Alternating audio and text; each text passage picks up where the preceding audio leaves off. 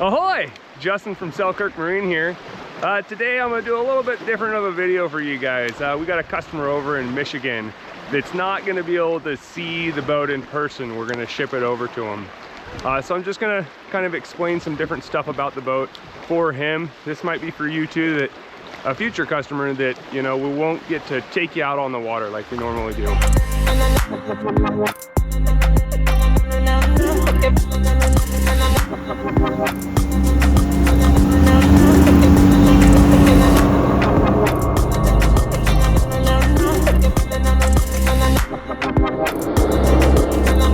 Behind me, kind of a special day, we pulled up on a beach. I got a 220 Pro Fish with a Suzuki on it and a 220 Pro Fish with a Honda on it. They're pretty similar boats, both open back. A couple little bit different things, but not much. The one over this shoulder is the one that we had at Seattle Boat Show. I'll show you that guy a little bit. So right there on the front is the Garmin GPS puck. We can do white or black. This one's set up for a bow mount where the customer is eventually going to put on. So this is a Lee lock quick change base. So you basically just click your bow mount into that, and there'll just be a couple pins that go through it to hold it on. This one does have the rocket launchers on the top that go all the way across. That one over there just has the 2 spots with 4. This one over here does have a radar on it. But yeah, so let me jump in and I'll show you a little bit about this boat. So in here at the helm, this is your throttle. This is where you trim the motor up and down. We also have trim tabs right here. And now if you push bow down on this side, you're going to think these lights are going to show up. It's actually opposite. So these lights are going to show up when you use this side, and when you use this side, these ones will show up. And that is just put the trim tabs down in the back. I set the screen up like this. It gives you a bunch of different stuff to kind of be able to keep track of where you're at, your trim, coolant for the engine, fuel flow, RPMs. I got miles per hour up here, and the other one I'm really concerned about is the depth. You can change all that around as much as you want. This one is not a touch screen, so you just use these buttons over here to navigate your Garmin. Over here, this one is for the Reactor 40 Autopilot. There's also a remote. When we get back out on the water, I'll show you how to engage that thing and show you how to steer and throttle up with this. And then I'll also show you how to do that with the remote. Cool thing about the remote, it does have point and shoot. So you can just point the remote and it'll take you there. So obviously fuel gauge. On here, we go over here, go to home, and come over to vessel. We can come over to the vessel, and we can go all the way over to engine. And now engine's going to give you a whole lot of different stuff. This is the fuel gauge actually on the boat. We are kind of low right now, so you can set all these gauges on however you want them set up. And then back down here to combos, that's what I made earlier. So you can come over here and you can make your own combo or use the combos that are already there. This is the one I made up. Down here, so this accessory right here, this one right here is for your fish box in the floor. Lights, horn, bilge, navigation, wipers, washdown. One thing with the wipers, so if you push on the top, you're only going to have the drivers come on. If you push it down on the bottom, both of them will come on. This one right here, that one is going to be for this light, I'm pretty sure. Yep. So that one's for your light. And like I said, the other one right here, I'm not going to turn it on right now. Well, I guess I can turn it on right now. No big deal. There's a little bit of water in there. That one is for this guy. Good spot to store your buoys, but you can see the water bubble in there. It's sucking it out. That's for this pump back here. That one with the blue ring. I'll go ahead and turn that off real quick.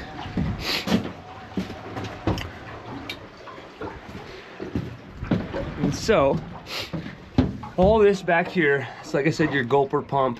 This is your washdown pump. The main thing with these, if you live in an area that you have freezing temperatures at night, you're gonna wanna go ahead and disconnect this red thing. First, let's go ahead and shut the standpipe. There's a little latch right here that you have to pull up, and now the standpipe will shut. And then this simply pops straight down, and then you can pull this out in order to drain it. So definitely do that in the winter time.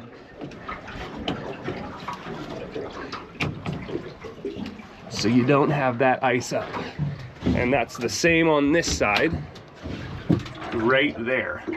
And so what I do is I unclip that, let this just rest down in here, it'll just drain out the bottom of the boat, and then hold your hose up high with your handle depressed in order to let all that water drain. Right under here is your Scotty plug for your downrigger. And these downriggers, all you do is you move that, and then you can simply pull out the entire downrigger. So those are our Burnwind mounts.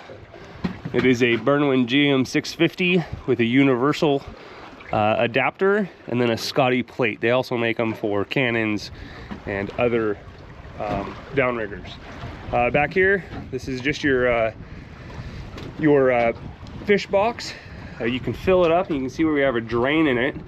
That's how you drain it. Just pull that plug, and you can drain your water at the end of the day, or a perfect spot to bleed out fish, so you're not putting a bunch of that blood and stuff into the bottom of your boat. You can also do that in here and pump it out. Over here is where your switch panel is. So it's recommended when you're not using the boat, go ahead and turn that off. We're using the boat, so it's on. If you do need to, you can go to this yellow spot, and that's emergency mode. And basically what that does is makes both batteries talk together. This boat is equipped with 2 batteries.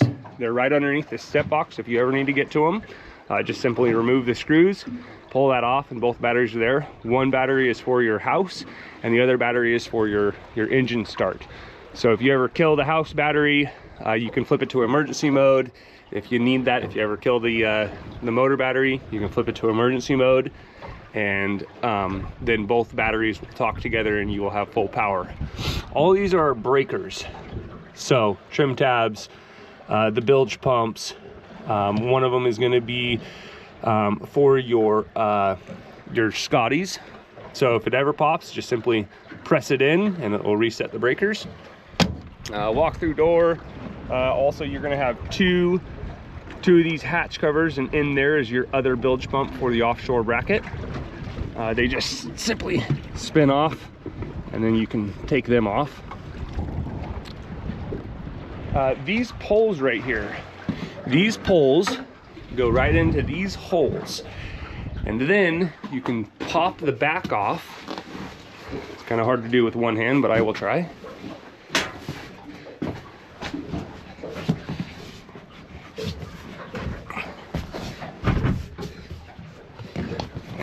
Too hard. Okay, so these guys right here, kind of a wedge, they just fit right into that guy. That's how you put them back on.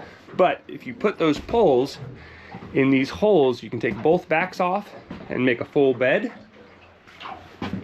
In-floor storage, more storage up under here. Recommend putting grease on that. I will grease them before I send it off to the customer so it's not squeaky. Glove box. In order to move your seat frontwards and backwards, this guy right here. This knob up here will increase how firm the seat is. So if you don't want to be bouncing a bunch, you can twist this and make it firmer or less.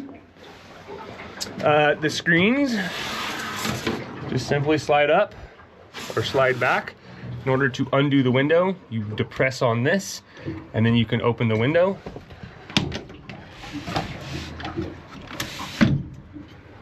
Let me show you about these lights. So if you go ahead and rock the switch and then turn it back off and rock it again, it makes the lights dim. So let's do that again.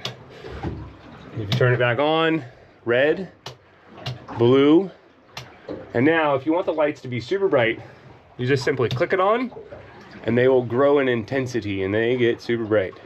But like I said, if you want to keep those lights dim, go back through. So now we're back on the white. So you basically click, wait for it to get the brightness you want, and then rock it again, and now it'll stay at that brightness. So these are also breakers under here, so if anything pops, you can just simply push in on that. These you can unsnap, and then you can roll them up similar to this one, or you can leave them all down and zip it up, and it actually stays quite warm in here. So yeah, well, let me get back out on the water and I'll show you that Reactor 40. All right, Reactor 40 time. So here's your remote. Power switch is right on the side. It'll say press any key. Just press any key. Now you're at your home page. Now back here to the kicker. So right here is the switch to lower it. Go ahead and lower that all the way into the water. Now you have your green button for start. And then this is your gear shifter. So you got a little thing right there. Forward, neutral, reverse. So go ahead and pop that into gear. Then you come up here. Go ahead and hit engage. So now it's engaged. Now you can simply throttle it up. You can see the throttle coming up, and now we are moving. And you can turn it by 10 degrees, and now we will turn.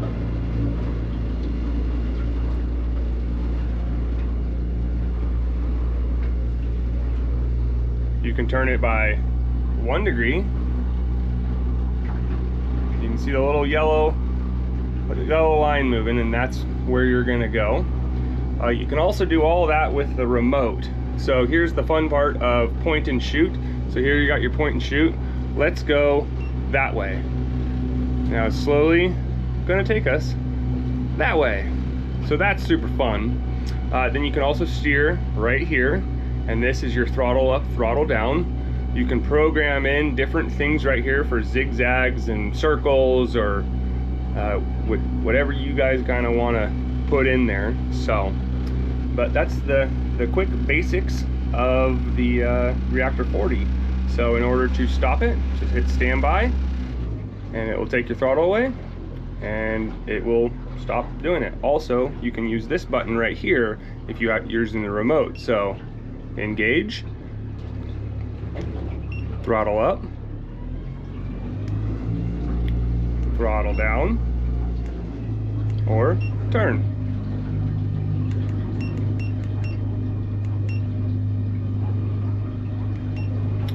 So I hope that helps. Unengage.